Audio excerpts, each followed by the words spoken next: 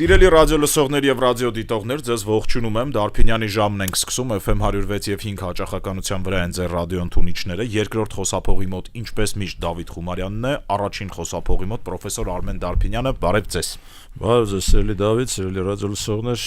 եւ YouTube դիտողներ։ Ուրախ եմ հանդիպելու նորից։ Մեր վերջին հաղորդումից հետո մենք նախորդ հաղորդումը սկսեցինք Ռուբեն Վարդանյանի հետ տեղի ունեցող իրադարձություններից։ Ռուբեն Վարդանյանի ընդհանուր առմամբ Ադրբեջանի բանտերում գտնվող հայ պատանդների մեծ հաշվով ոչինչ չի փոխվել, բայց Ռուբեն Վարդանյանից ձայնագրություն է եկել ընտանիքի անդամների հետ հեռախոսազրույցի ժամանակ արված ձայնագրությունն է, որը որ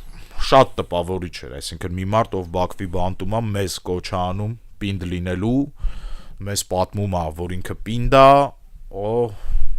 տպավորված եմ շատ, կուզեի դրանից սկսեինք։ Դա ջան, այո, տպավորված ենք երևի բոլորս, բայց ես կոչ կանեի, որպեսզի մենք ռացիոնալ եւ ուղեղով ուղղակի մոտենանք այն ամեն ինչին, ինչ տեղի ունենում, որովհետեւ մեր ամենամեծ ինձ թվում է պրոբլեմներից մեկը կայանում է նրանում, որ մենք էմոցիոնալ դրսևորումներ ենք արտահայտում ցանկացած իրավիճակում եւ որոշումները նույնպես պայմանավորված են լինում մեր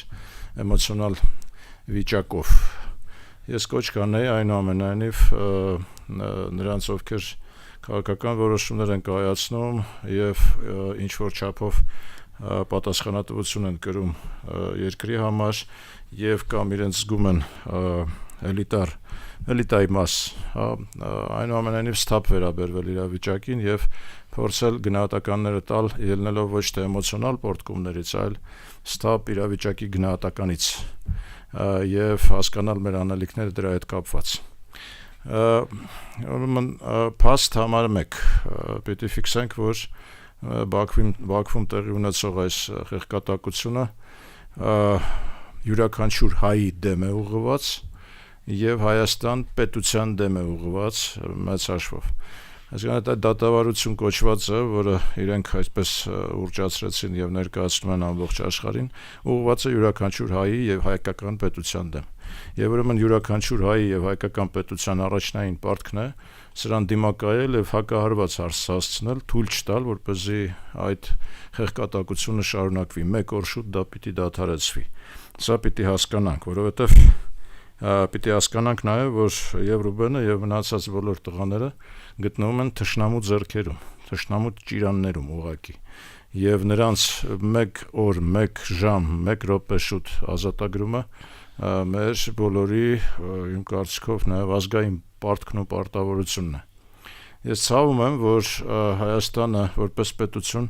չունի այն հատուկ ծառայությունները, վարժված ծառայությունները, որոնք կարողանային ուղղակի ներխուժեին Բաքվի տարածք եւ գողանային տղաներին ուղղակի։ Ցավոք սրտի, ես ցավում եմ սա արձանագրում։ Իսկ քաղաքական կամք կա դա անելու, բան։ Մի կողմ դնենք անգամ, մենք չունենք այդ հնարավորությունը ցավոք սրտի, եթե հիշում եք Սերժ Սարգսյանի եւ Գորիկ Հակոբյանի խոսակցությունը, անգամ Սաֆարովի պես ճիվաղին մենք չկարողացանք, մեր ձեռքերը չհասան նրան։ Եվ ցավոք սրտի պետությունը չունի այդ հնարավորությունները, որը օրինակ կունենար Իսրայելի պետությունը, Միացյալ Նահանգների պետությունը, Ռուսաստանը որպես պետություն, որտեղ մենք բազմաթիվ անգամներ տեսել ենք ինչպես են նրանք պատժում ուրեմն նախ իրենց հակառակորդներին եւ կամ ազատում իրենց քաղաքացիներին, դավաճաններին ինչպես են դավաճաններին են պատժում եւ ինչպես են ազատում իրենց քաղաքացիներին, ինչպիսի բանակցությունների են գնում, այնուամենայնիվ քաղաքական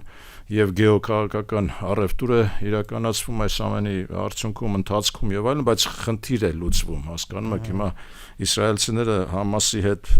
պայմանավորվում են 1 իսրայելցու դեմ 1000 հոգի մարդ են տալիս, որտեղ նրանց համար 1 իսրայելցին շատ կարեւոր է։ Ես ուզում եմ մեկ անգամ եւս շեշտեմ մեր բոլորի պատասխանատվությունը, այն որ տղաները հիմա գտնվում են Բաքվում, դա երկու բան է նշանակում յուրաքանչյուր հայիս համար։ Համար 1, որ մենք ինչ-որ բան սխալ ենք արել կամ ինչ-որ բան չենք արել, եւ համար 2, որ մենք ինչ-որ բան չենք անում հիմա։ Դրա մասին է ուզում խոսեինք, պարոն Դարփինյան, ձեր թույլտվությամբ էլի ընդհատեմ։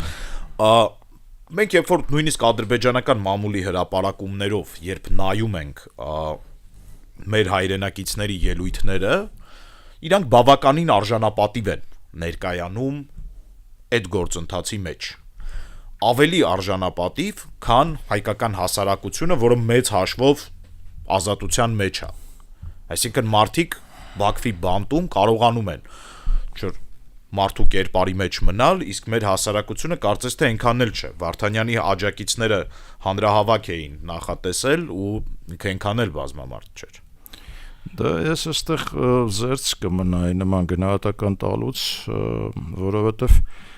մենք այնուամենայնիվ տեսնում ենք հասարակության ցասումը,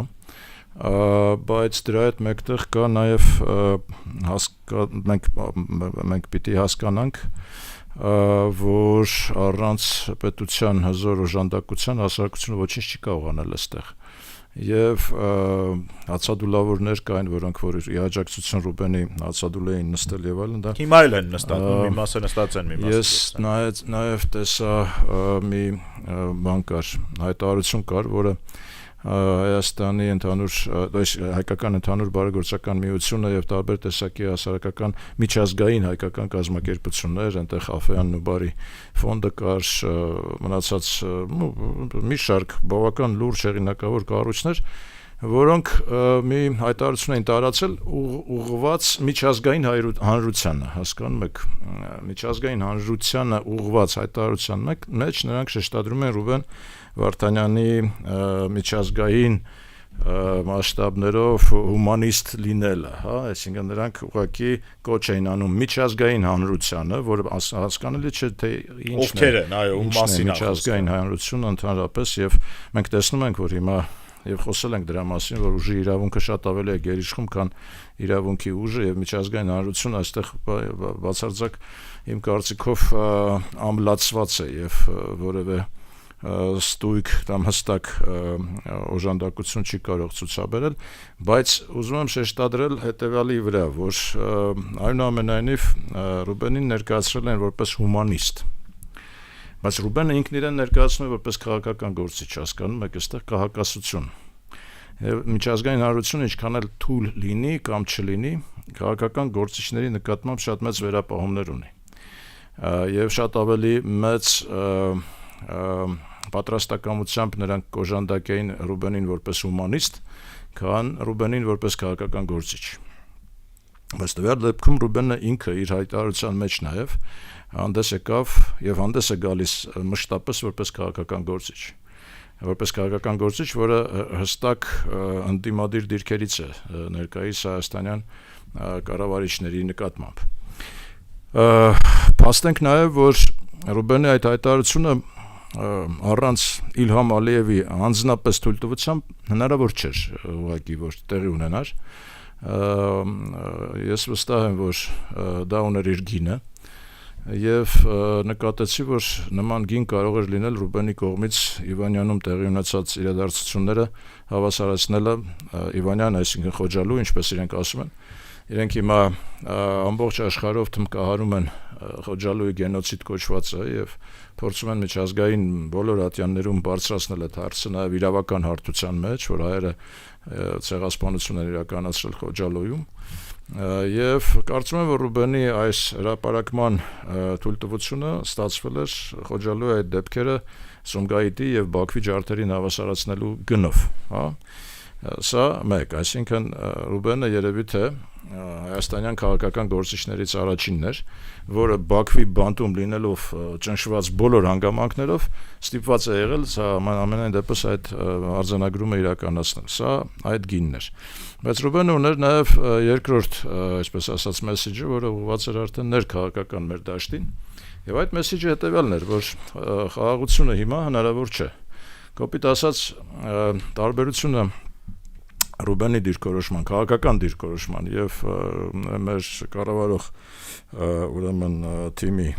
այդպես եմ ես կոչում, որովհետեւ իշխողը չեմ սիրում, որովհետեւ եթե կա իշխող, կա նաեւ իշխվող, հա։ Ես չեմ ուզում, որ մեր ժողովուրդը իշխվող լինի, այսինքն իշխող ուժ փորձենք չարտաբերենք այդ հասկացությունը կամ իշխանությունը, դա լավ բառ չէ, իշխող ուժը չէ, նրանք պիտի կատարեն ժողովրդի ցանկությունը եւ ժողովրդի ուրեմն պատվերները։ Հիմա տարբերությունը Ռուբենի դիրքորոշման եւ կառավարող ուրեմն թիմի դիրքորոշումների մեջ կայանում է նրանում, որ Ռուբենը համարում է, որ խաղաղությունը առանց Ղարաբաղյան հարցի լուծման հնարավոր չէ, առանց Արցախի ուրեմն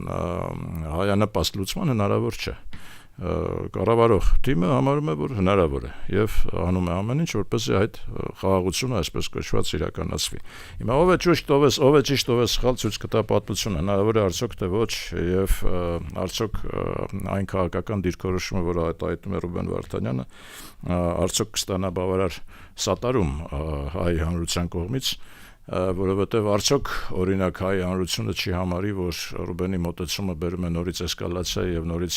պատերազմական հնարավոր ուրեմն ապագայի եւ արդյոք հայ հանրությունը կգնա պատերազմական այդ խնդրի հետևից եւ արդյոք չի համակերպվի եւ արդյոք չի համակերպվել Ղարաբաղի կորստով ընդհանրապես։ Իմ տպավորությունն այն է, որ հասարակությունը, ժողովուրդը, հանրությունը հոգնած է ուղղակի այդ խնդրից։ Իմ տպավորությունը այն է, հենց դրա համար էլ չկա այդ քաղաքական օժանդակությունը, որի մասին մենք խոսում ենք։ Բայց նաև այս ամեն ինչը բերում է մի գիտակցության, որ Ռուբենը որպես քաղաքական գործիչ ուրեմն կստանա ազատություն միայն մի դեպքում, եթե դա ինչ-որ մեկին հարկավոր է, եթե ինչ-որ մեկին դա պետք է, եւ այդ ինչ-որ մեկը առևտրի նստի պարոն Ալիևի հետ։ Գեոքաղաքական կենտրոններին նկատի։ Այո, ինչ-որ մեկը, որ ասում են, չեմ ասում, ընկերական շրջապատի մասին չեմ ասում։ Այսինքն Հայաստանի Հանրապետությունը դրա մի մասը չի։ Գիտեք ինչ, ընկերական շրջապատը եւս կարող է տեղօգտակար լինի, ասենք։ Նայած ովքեր են ընկերները։ Չկոպիտ ասած, ասենք գումարով կարելի է երևի առնել, էլի, ասենք, կարծիքով։ Հա, պարոն Դարոբյան, կարծում եք կա այդ փողը, որի դիմաց Ալիևը բաց կթողի։ Հա, ինչու ոչ։ Հիմա մենք հասկանանք նաեւ հետեւելը, պատահական չէ, բացարձակ պատահական չէ, որ Ռուբենի գործը անջատված է մնացածի գործից։ Սա նշանակում է, որ Ռուբենի մասով ընդունվելու է անպայման ընդունվելու է այլ որոշում, քան մնացածի մասով։ Հաշվի առնենք նաեւ, որ Ռուբենը ասենք ռազմական հանցագործ չէ, փաստագրված չէ, պատերազմներին մասնակցած չի, նրան շատ դժվար է վերագրել պատերազմական գործողություններ կամ հակաադրբեջանական ինչ-որ ռազմական գործողություններ եւ այլն, իսկ այն ինչ-որ իրեն մեղսագրում են, ասենք Արցախի բանակին օժանդակությունը, Արցախի բանակին միլիոնավոր հայեր են օժանդակել, հա, այսինքն դա բան չէ, լուրջ չէ, բայց նորից եմ կրկնում, մենք պիտի հաշվի առնենք, որ բացարձակ պատահական չէ, որ իր գործը առանձնացված է։ Սա նշանակում է, որ իր մասով ընդունվելու է առանձին որոշում, իր մասով տեղի ունենալու առանձին առևտուր։ Ես հաշվի առնենք, այդ առևտուրը տեղի ունենալու կամ ուրեմն փողային տեսանկյունից կամ քաղաքական տեսանկյունից, գեոքաղաքական այսպես ասած, ինչ որ մեկին պիտի պետք լինի, որպեսզի ուրեմն Ռուբեն Վարդանյանը իր քաղաքական մոտեցումներով լինի ազատության մեջ եւ վերադառնա Հայաստան։ Ինչու, որտեղ Ռուբեն Վարդանյանը դե ընդունենք նաեւ, որ մնացած բանտարկվածներից առավել ունի քաղաքական պոտենցիալ, հա։ Եվ հանրային աջակցություն։ Հա, քաղաքական պոտենցիալը շատ ավելի լուրջ է, շատ ավելի մեծ է, քան համեմատաբար, ասենք, այն բոլոր մնացած տղաների, որոնք որ արդեն կարծես թե այդ իշխանությունը այսպես ասած վայելել են։ Հետ գալով Ռուբենի ուրեմն գործողություններին ի սկզբանե նրանք քաղաքական բան ունեն, բնույթ ունեն եւ նորից համարենք, որ պատահական չէ, չէ, որ Ռուբենը դարձավ, ասենք, պետնախարար Լեռնային Ղարաբաղում։ Նրանք բացարձակ մտերմագույն ընկերական հարաբերություններ ունեն եւ Արայիկ Հարությունյանի հետ, ես ինքս ականացած եմ եղել եւ գիտեմ եւ հաստատ եմ դա ասում եւ Բակո Սահակյանի հետ մտերմագույն ընկերական հարաբերություններ։ Եվ Ռուբենի նշանակումը որպես պետնախարար ուներ մի նպատակ, Ռուբենը պետք է լուծեր կոնկրետ խնդիրներ, հա, ինչի համար էր նա նշանակվել, ասենք, բարձմտություն կլինի ենթադրելը, որ այդ նպատակը, ասենք, տնտեսական ռեֆորմներն էին, հա, տնտեսական ռեֆորմների խնդիր չկար այնտեղ, այնտեղ խնդիր կար քաղաքական լուծումներ ստանալու, այսինքն Ռուբենը պիտի լուծեր կոնկրետ խնդիր։ Ես ենթադրում եմ, որ պիտի լուծեր խնդիրը կապված Ռուսաստանի կողմից առավել աջակցություն ստանալու հետ։ Ինչու, որովհետև նույնպես գաղտնիք չբացեմ, որ Ղարաբաղյան ղեկավար կազմը եւ մեծ հաշվով ժողովուրդը նաեւ դեմ չէր լինի Ռուսաստանի հովանու տակ հայտնվելուն։ Առավել եւս, որ Նիկոլ Փաշինյանը անմիջապես իշխանության գալուց հետո հայտարարեց, որ ուրեմն իրեն Ղարաբաղի ժողովուրդը չի ընտրել, իրեն ընտրել է Հայաստանի ժողովուրդը, հա, այսինքն սա միանգամից, ասենք, ղարաբաղցիներին տվեց հետեւյալ պատկերացումը, որ ավելի լավ է ինչ-որ մի այլ տանիք գտնենք, ոչ թե Հայաստանը, որովհետև սա արդեն այնքան վստահելի տանիք չէ, որովհետև հիմա եթե Փաշինյանը չի ներկայացնում իրենց շահերը, ինչպես ներկայացնում էր Քոչարյանը կամ Սերժ Սարգսյանը, ապա ուրեմն իրենք պիտի նոր տանիք փնտրեն եւ ես չեմ բացառում, նաեւ ենթադրում եմ, որ Ռուբենի նշանակումը որպես պետնախարար հենց այդ նոր տանիքի փնտրտուքի մեջ էր կայանում, որտեղ այդ խնդիրը պիտի լուծեր Ռուբենը, որը չհաջողվեց, այդ խնդիրը չի լուծվել եւ հետո դուք տեսաք, չէ՞, մենք բոլորս տեսանք, որ տեղի ունեցավ ապահարզան Ռուբենի եւ Արայք Հարությունյանի, ըստ որում հրապարակային ապահարզան տեղի ունեցավ, Ռուբենին առաջարկեցին, խնդրեցին, որ նա ազատի այդ պաշտոնը, Ռուբենը հրաժարվեց, ասաց չեմ ազատում, նրան հանեցին այդ պաշտոնից, հանեցին այդ թվում նաև Ալիևի պնդմամբ, նրա պինդ շատ կոշտ ուրեմն հայտարարությունների եւ պրեսինգի ներքո, այս ամեն ինչը պիտի նույնպես հաշվի առնել այսօրվա իրադարձությունների մեջ եւ հասկանալ այս ամեն ինչի սկզբնաղբյուրը որտեղ է եւ ինչպես է զարգանում եւ ուր կհասնի։ Ուրեմն այս ամեն ինչը ամփոփելով պիտի ասեմ, որ այդ համար մեկ ցանկացած հայ եւ հայաստանյան պետությունը ուղղակի պարտավոր է գործադրել առավելագույն ջանքերը, որպեսզի այս խեղկատակությունը, որը կոչվում է Բաքվում դատավարություն, ավարտվի եւ տղաները գան ուրեմն Հայաստան, կետ համար 1, կետ համար 2, ելնելով այսօրվա իրողություններից մենք տեսնում ենք, որ Ռուբենի գործը անջատված է, այսինքն այդտեղ կլինի այլ որոշում, քան մնացածի նկատմամբ, կետ համար 3,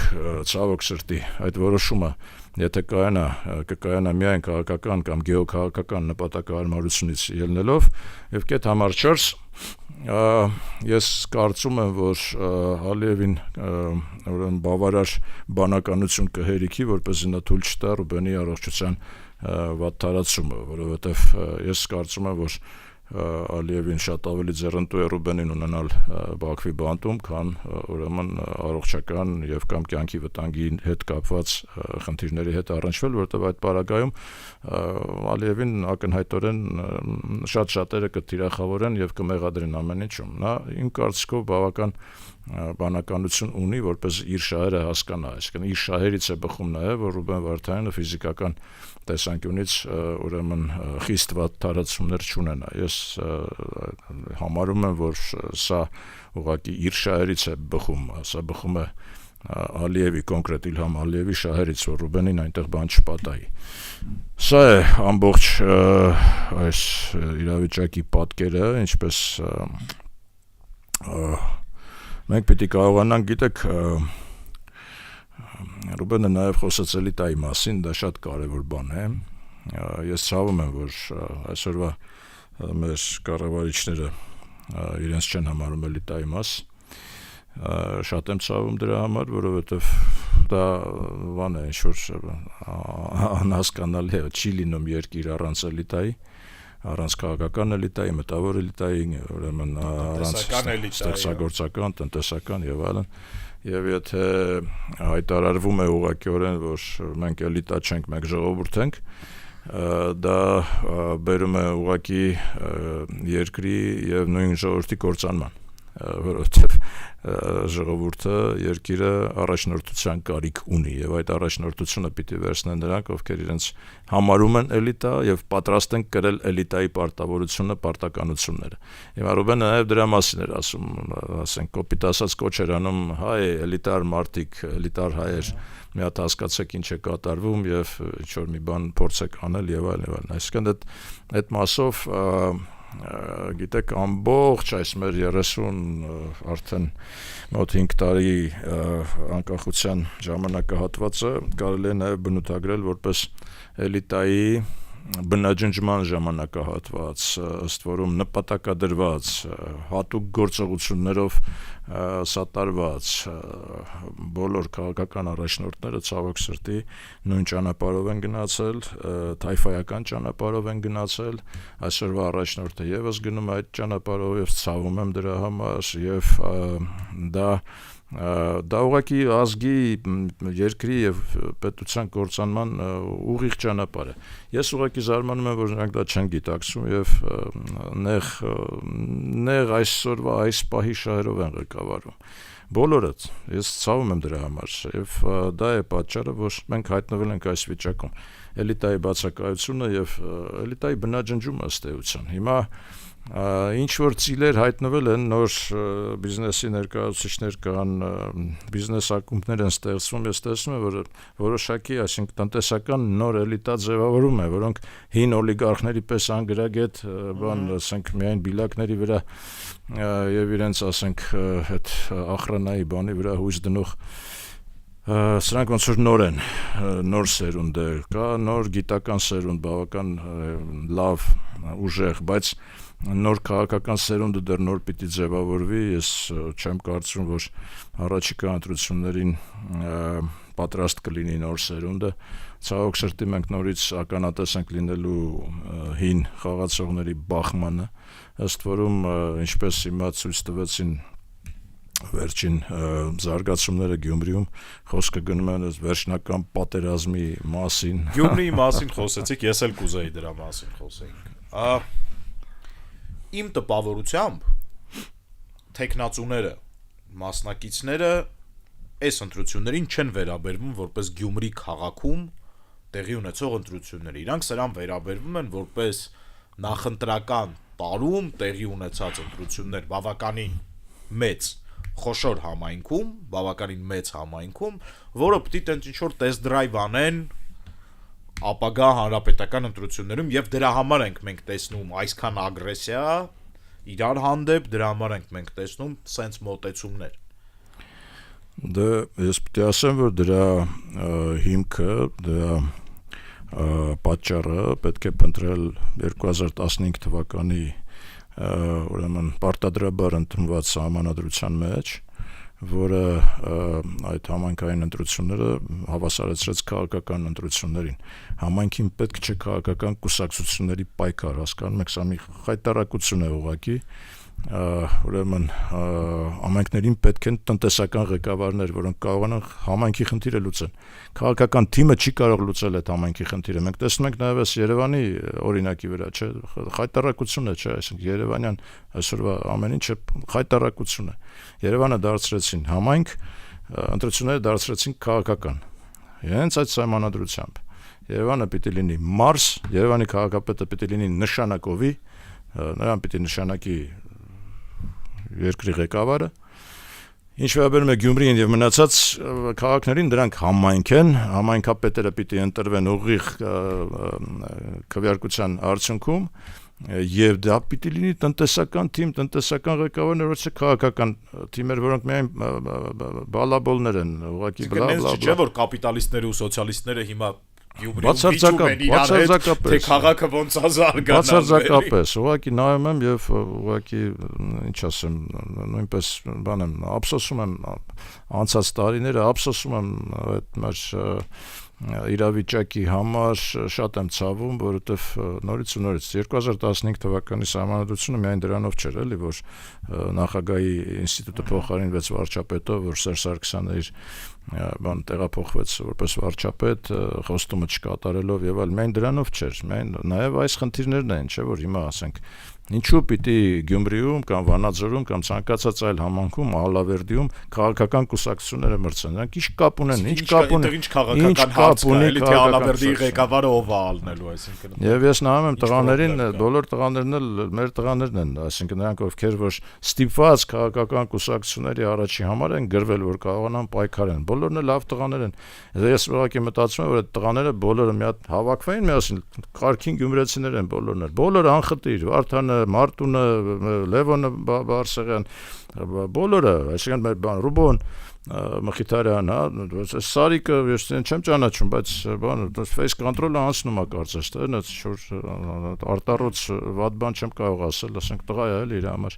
Ասենք բոլորն էլ նորմալ գյումրեցիներն էին, հավաքվեին իրար գլուխ, մի հատ միասնական ծրագիր ներկայացնեին, քաղաքը առաջ տանեին։ Հիմա իրար նկատմամբ, իրար վրա պետք է գնան պատերազմական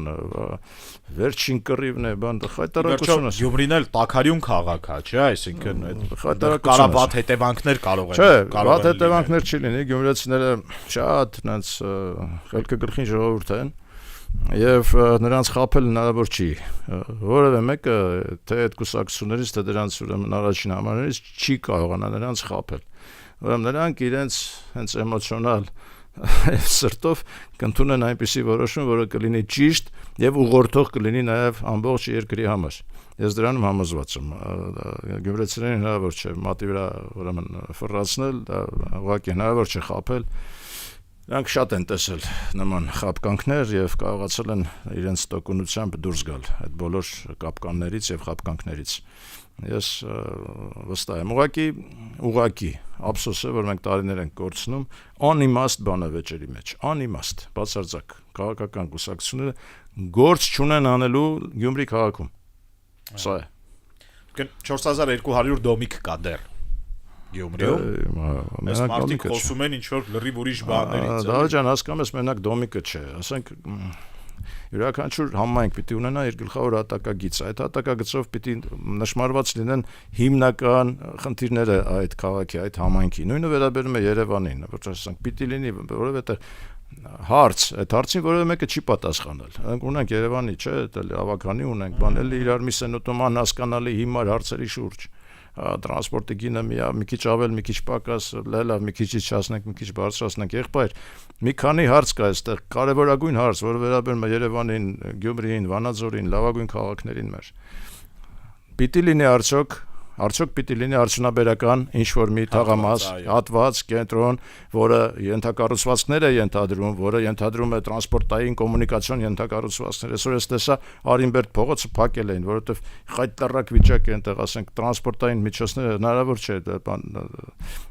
անցնել, ճանապարհներ չկան, հասկանում եք, պիտի լինի արդյոք թե ոչ։ Սովետական միությունը պատասխանել էր այո եւ Երևանը կարևորագույն արդյունաբերական կենտրոն էր երկրի։ Հիմա պիտի լինի, պիտի շարունակվի թե ոչ։ Հարց համար 2 երիտասարդության համար պիտի լինի ինչ-որ կենտրոն։ Այսինքն ուսանողություն, երիտասարդություն պիտի լինի այո թե ոչ, եթե այո, ապա որտեղ, ինչպես, ինչքանով եւ ինչ պայմաններ ենք ստեղծում։ Կանաչ տարածք, հանգստի գոտի, ռեկրեացիոն տարածք պիտի լինի թե ոչ այս քաղաքում, այն քաղաքում, Գյումրին է վերաբերում նույնը։ Այո թե ոչ, եթե այո, որտեղ, որոնք են դրա միջոցները, կոմունիկացիոն հնարավորությունները եւ այլն։ Եվ նմանատիպ հազարավոր հարցեր, ինչպես լուծել, ասենք, ջրմուղի խնդիրը, ինչպես լուծել ուրեմն բանի էլեկտրական սնուցման խնդիրը։ Երկուսն էլ կատաստրոֆիկ վիճակում են, կատաստրոֆիկ վիճակում են բոլոր հարցերը։ Հիմա դրա փոխարեն, որպես ասեմ, փոխանակ սկզբունքային իսկապես լրջագույն խնդիրներ են կանգնած մեր քաղաքների բանի առջև։ Որպեսզի այսինքն պիտի լուծեն այս խնդիրները, այսինքն քանի դեռ այս խնդիրները լուծված չեն, նրանք քաղաքական պայքար են վարում մեկը մյուսի վրա, դու նախկին ես, դու ներկա ես, դու սրա հետ ես եղել, այն կուսակցությունում ես եղել, գրվել ես, չես գրվել, այդ եղբայր դա ինչ կապ ունի, ով որտեղ է գրվել, փոսի մեջ են կարա, խելքի եկեք։ Այս է, այսինքն ես ցավում եմ, որ մենք ժամանակ ենք կորցնում հիմար հարցերի շուրջ, անկեղծ ասեմ ես, բայց հույսուս կայանում է նրանում եւ հավատս, որ գյումրեցիները իրենց ուրեմն ստապ գնահատականով ճիշտ որոշումներ կկայացնեն եւ դա օրինակ կծառայի ամբողջ երկրի համար։ Միջազգային օրակարգին գանք, պարոն Դարփինյան, էլի Տրամփը շարունակում է մեզ զարմացնել, մասկն էլ հետ է, այսինքն ոնց որ թե տենց չի ավարտվում այս Դեմ բանը ոնց է, տուրբուլանս ոնց է հայերեն, էլի, այսինքն այս վայրի վերումները Տրամփի տրամադրության եւ տրամաբանության փոփոխությունը, այսինքն Տեսեք ոնց է, աշխարհը քաղաքական ցավոք սրտի առանձնահատկությունը եւ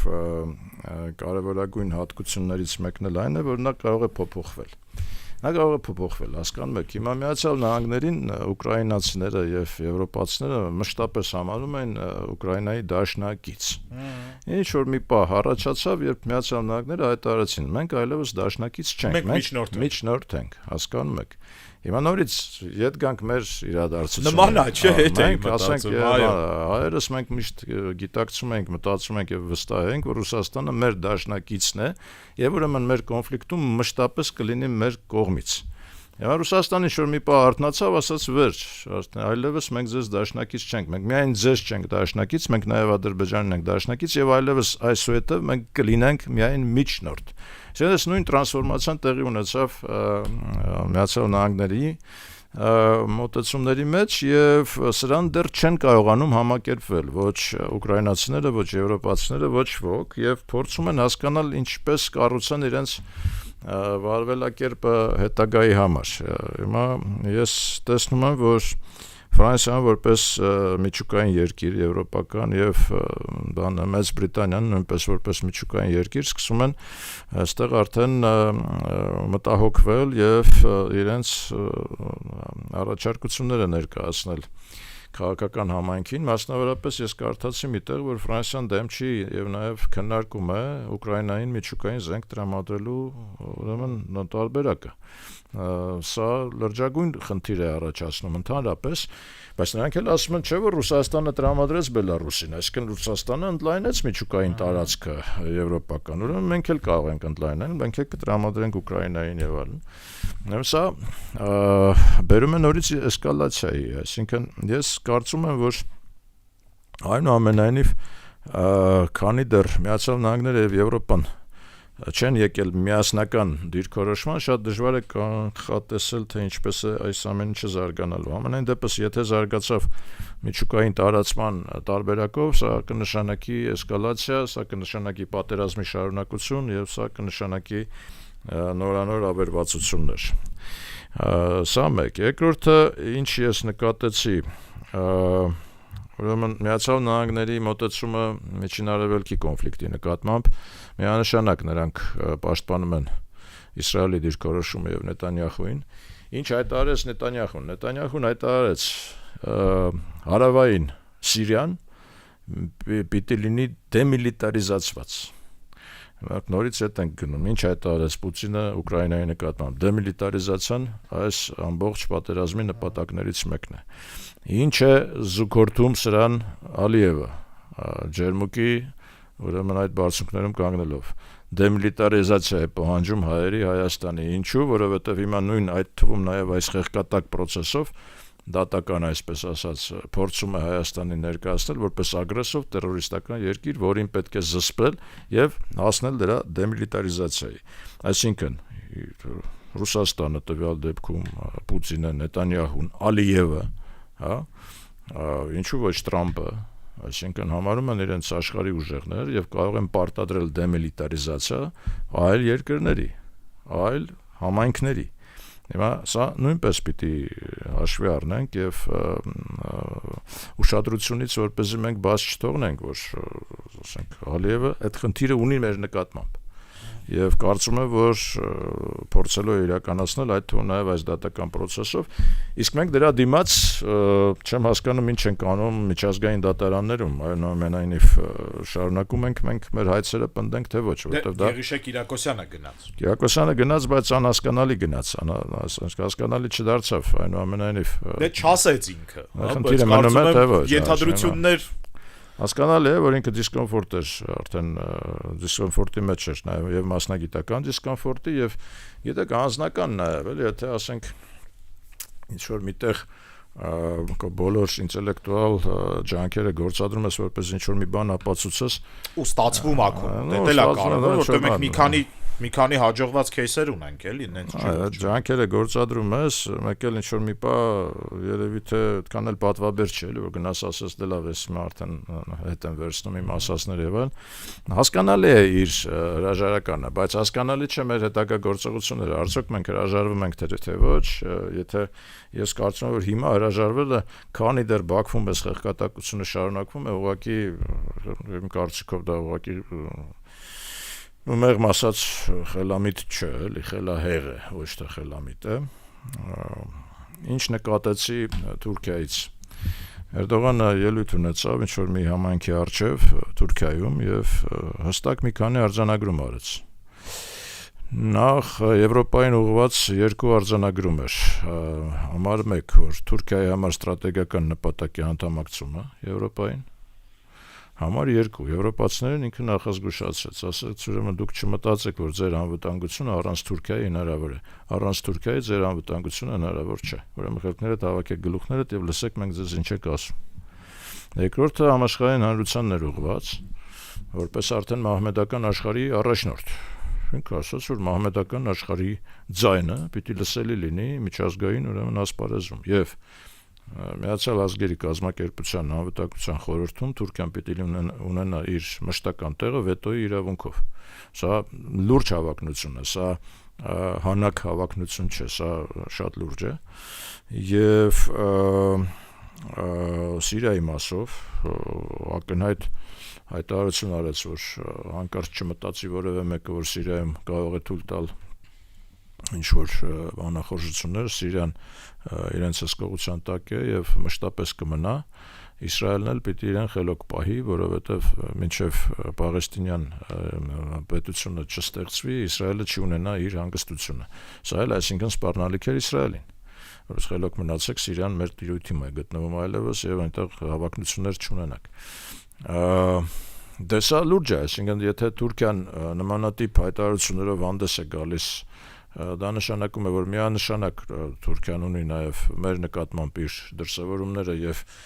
հակումները, այսպես ասած, կառավարելու մեր process-ները, այդ թվում նաև ինչ որ չափով նաև կավորություն անելու, այսպես ասած, հայ-ադրբեջանական process-ի նկատմամբ, որովհետեւ եթե ռուսները դուրս են գալիս այդ process-ից, ապա ակնհայտ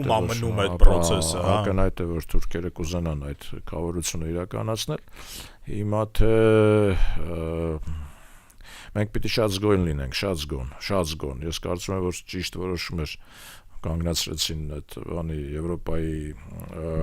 համայնքին անդամակցելու մասին, այդ քայլերը սկսելու մասին, այդ որոշումը, թե օրենքի նախագիծը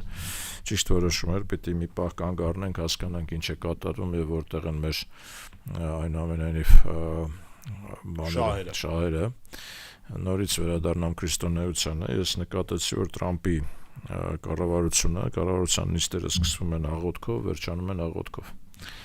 Եվ պիտի ասեմ, որ այդ աղոթքը կարևոր բան է։ Մենք արևելյան հայերս, այսպես ասած, այդքան էլ սովոր չենք աղոթելու։ Ես արևմտահայ բազմաթիվ ընկերներ ունեմ եւ տեսել ու զգացել եմ, որ նրանք շատ ավելի մոտ են քրիստոնեությանը, Աստծուն, աղոթքին, քան մենք։ Աղոթքով սկսում, աղոթքով վերջացնում են իրենց օրը, էլ չեմ ասում տարին։ Այնպես որ վերադառնանք Աստծուն, վերադառնանք քրիստոնեությանը, որովհետեւ դա կարծես թե միակ կետն է, միակ գիծն է, որը մեզ այսօր կարող է ընդհանրացնել եւ ընդհանուր շահերի բերել Միացյալ Նահանգների ներկայիս ադմինիստրացիայի հետ։ Շնորհակալություն։ Բարդ ժամանակներում ենք ապրում, ամեն անգամ խոսում ենք ու խնդիրները ավելի ու ավելի են լրջանում, բայց պիտի խոսենք, որ մարդկանց մտածելու տեղիք տանք։ Դուք շարունակեք լսել գործարար ալիքը, Դարփինյանի ժամներ մեր եթերում, երկրորդ խոսափողի մոտ Դավիթ Խումարյանն էր, առաջի խոսափողի մոտ հաղորդման հեղինակ պրոֆեսոր Դարփինյանը։ Հաջորդ շաբաթ կհանդիպենք այսքանը։